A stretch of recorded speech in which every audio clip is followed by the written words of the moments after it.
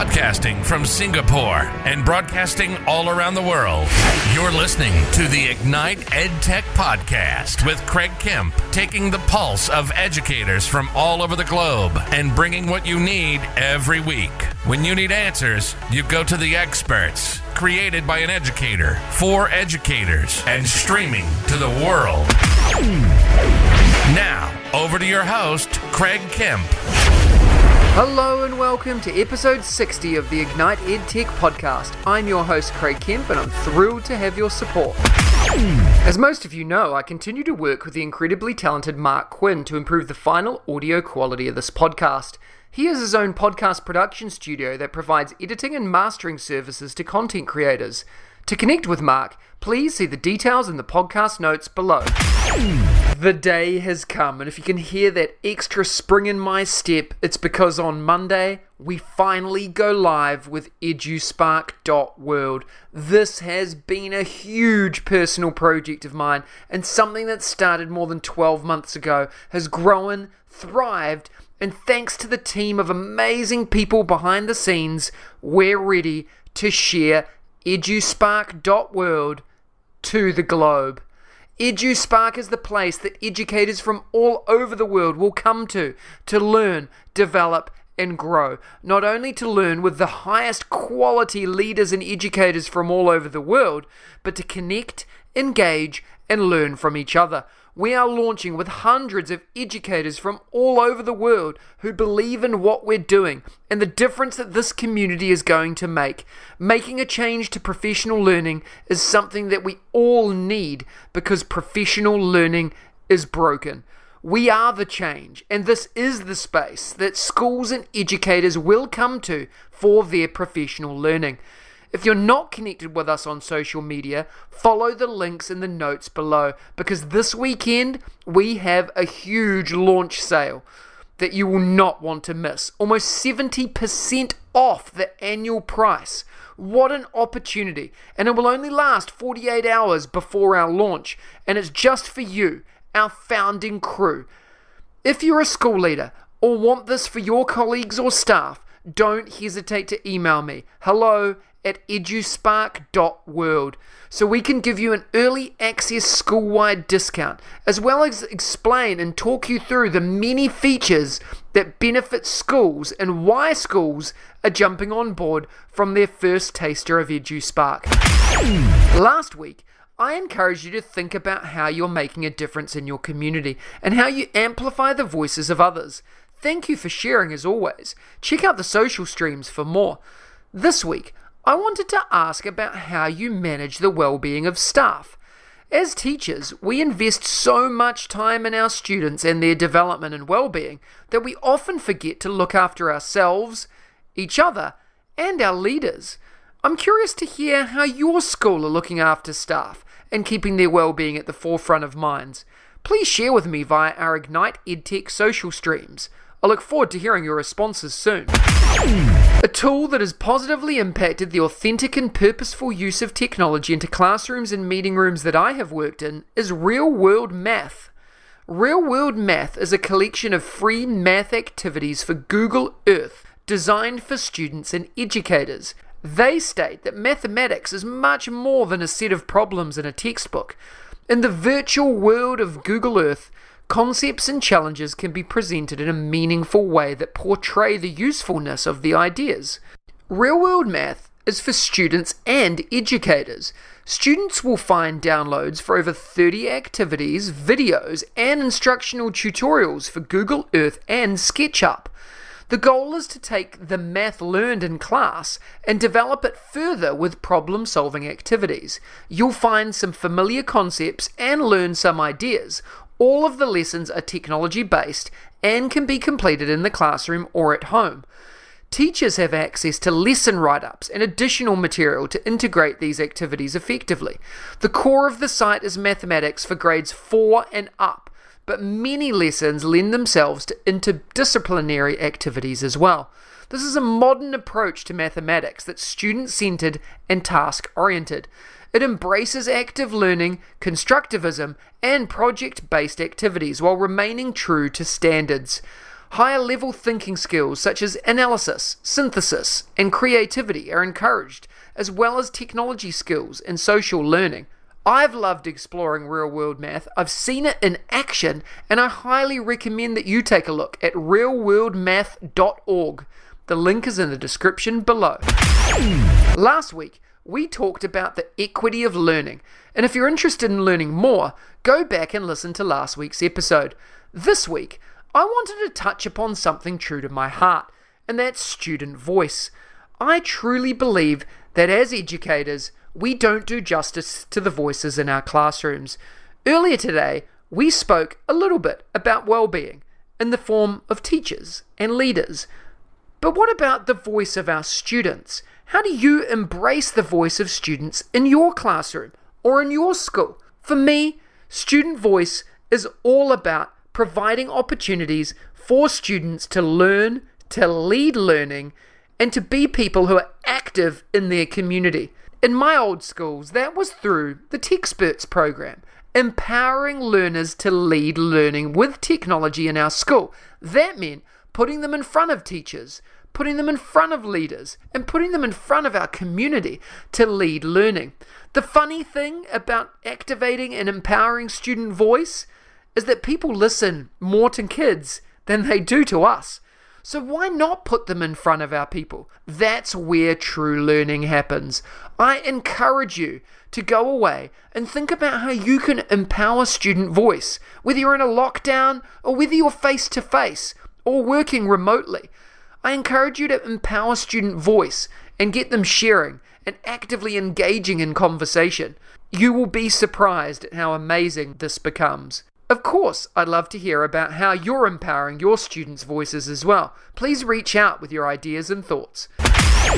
Every week, I bring you a short interview with some of my edu heroes, an engaging learning experience with someone who makes a difference in education every day, with a particular focus or angle towards educational technology.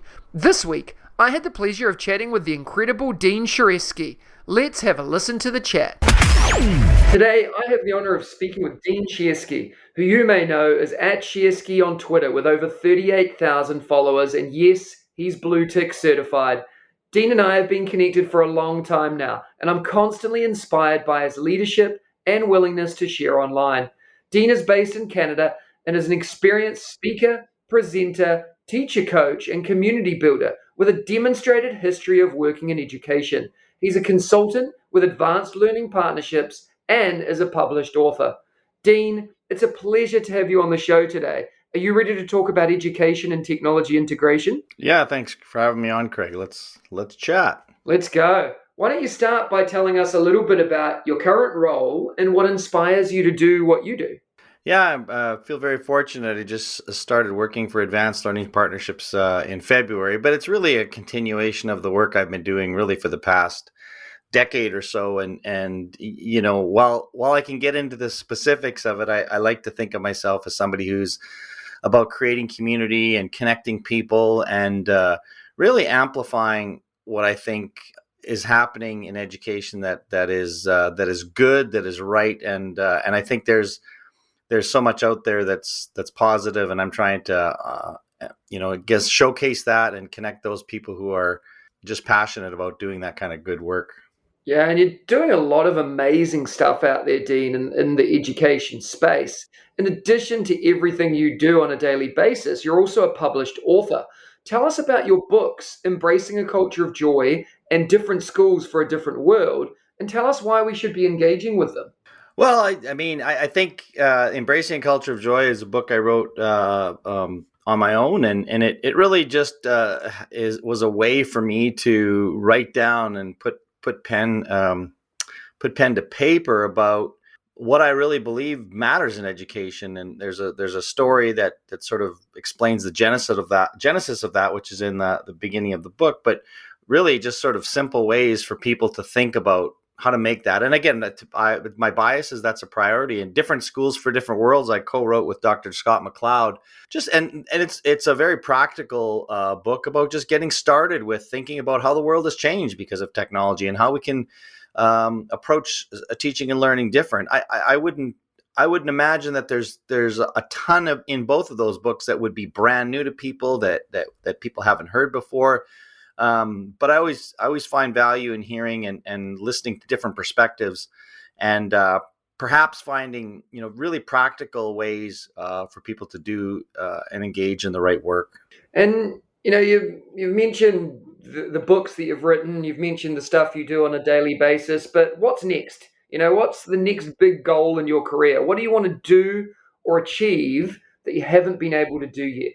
Well, I don't know that there's anything really, and that's not to say that I've achieved it all. It's just that I'm not a particularly big person on goal setting and have that kind of mindset. I think there's I'm always curious to listen to other cultures. I know Western culture is really big on setting goals, and I see value in it, but I don't know. I just want to continue doing the work I'm doing, and so much of the positive things that happened to me, I don't want to say it was serendipitous, but it's because I positioned myself in such a way and sort of built a foundation of values and ideas that have on occasion resonated with people and have been able to help people in that way. So I guess just keep doing what I'm doing, and I'm just passionate about meeting new people and connecting to new people.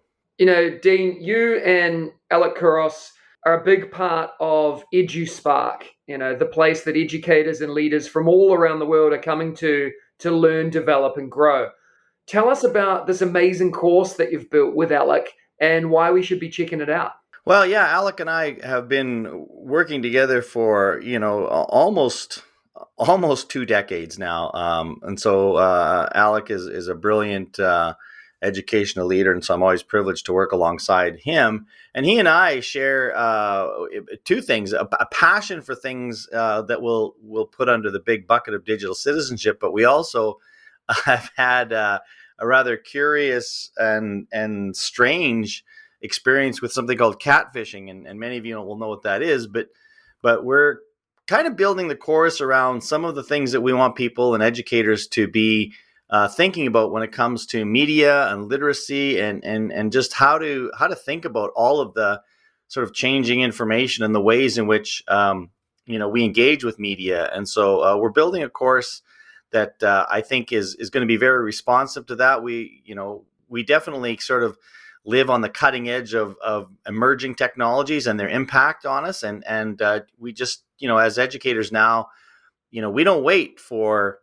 technologies to sort of, and nor do we as people to sort of, perfect themselves. And that's both exciting, but it's also very problematic as people probably can attest to. So the course is going to kind of help people navigate those changing and challenging spaces that we engage with as adults, but certainly as our young people engage with, and how we might help them think and create dispositions that are going to be useful for them, not only in school, but certainly in life. I'm super excited about this, Dean. The course is amazing, and I know that people are going to be blown away by it. So, if you're listening to this and you're interested in it, check out EduSpark.World, jump on board. I'm sure you've heard all about it, and, learn with Dean and Alec in there. It's pretty amazing. Let's jump into some quick fire questions, Dean. The first thing that comes to your head, and tell us a little bit about why. What is your hashtag one word for 2021? Probably delight. I've been writing on my blog about things that delight me. It's based on a book written by Ross Gay called I can't remember the book, but he wrote an essay on delight for every day of the year. I'm not doing every day of the year, but I'm writing pretty regularly about the concept of delight. Awesome. That sounds amazing. We'll make sure the link to that book is in there as well. I think it's the Book of Delights essays. Is that correct? That's it. Yeah, I'll make sure the link to that is in the notes as well. What's your favorite EdTech book or resource? Well, I think about something that probably had one of the biggest impact on me, and it's an older book called, and I don't even know if it's EdTech book, but it's called Too Big to Know by Dave Weinberger. And it really helped me think about the changing nature of information and how we do that in a sort of a collaborative way and a new way of thinking. Dave Weinberger is one of my favorite thinkers, and always sort of reference that book even today. Yeah, I love that. That's very cool, and we'll make sure that link is in there as well. I'm sure you use a lot of technology in your day-to-day work. What's your go-to tool that the listeners need to try?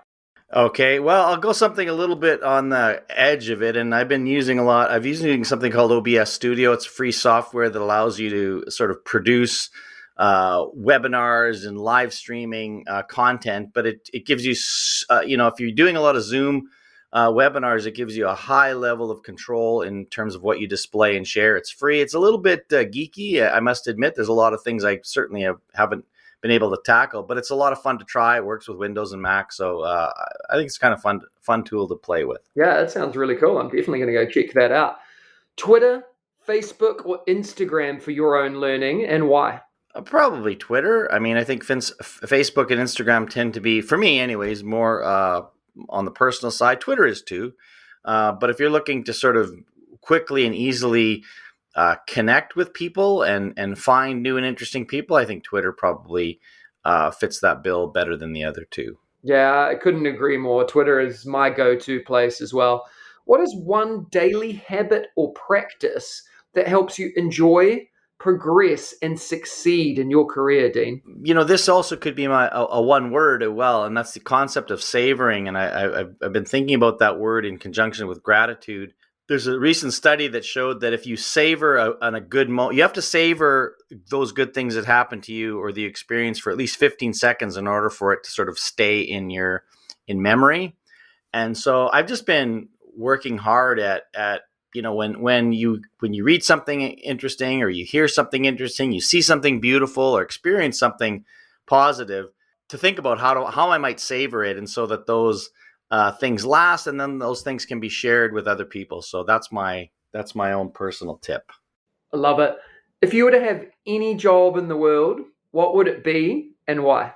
Well, if I could have any job in the world, it would probably relate it to golf in some way. I would actually be if I could be a travel agent for golf course, I would travel the world playing all the greatest golf courses in the world and write about them. That's what I would do. There you are. I love it. That sounds amazing.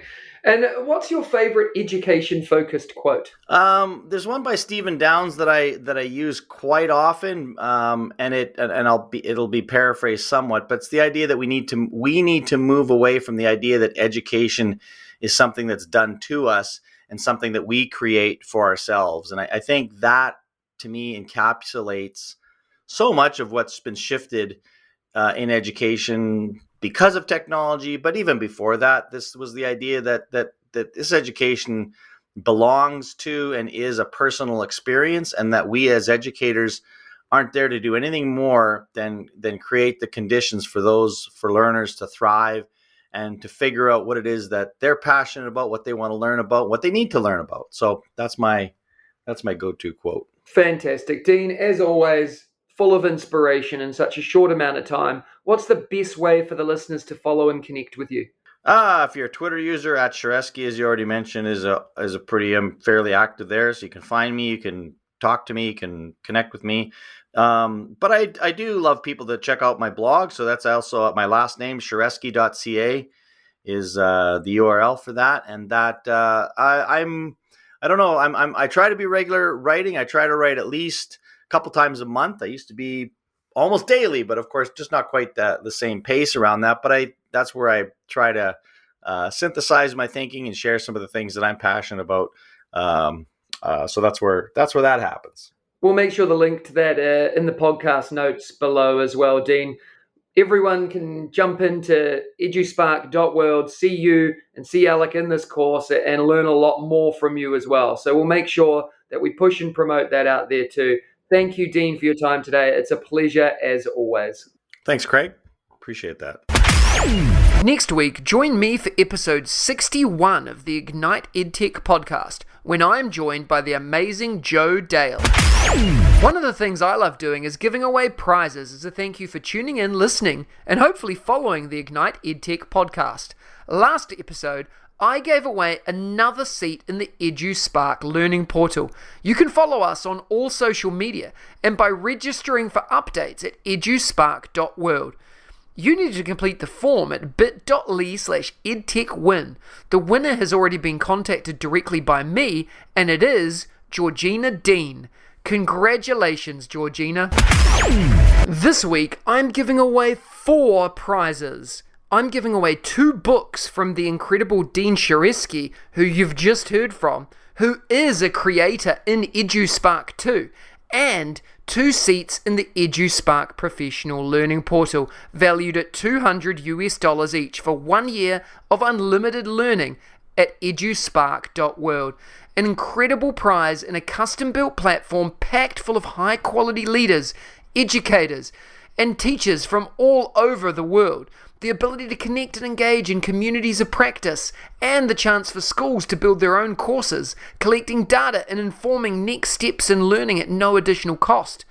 Don't miss getting your name in the hat to win these ones. To win these prizes, go to bit.ly/edtechwin and complete the simple form. It'll take you less than a minute to do. The link is in the description below. Competition closes on Wednesday the 25th of August, and the winner will be contacted directly by me and announced on next Friday's podcast episode. Good luck! Make sure that you are registered at EduSpark.World for our launch on Monday the 23rd of August. I'll see you there. If you enjoyed today's episode, please smash that follow button and share it with your colleagues, friends, and families. Please remember to spend 2 minutes to rate this podcast too, so we can reach even more people and EdTech enthusiasts globally. Please share your favorite part of today's episode by tagging us on Twitter, Facebook, Instagram, or LinkedIn, and don't hesitate to ask me questions that I can answer in an upcoming episode. Remember, you have the chance to win as well. Check out the links in the description for more, and I'll see you again next week. If you liked today's episode, please don't forget to subscribe so you don't miss another episode, and be in the drawing to win prizes every week. If you know others that would enjoy the show, please hit that share button and brighten their day. Join us again next week for your weekly EdTech hit with @Mr. Kemp NZ. We'll see you again soon.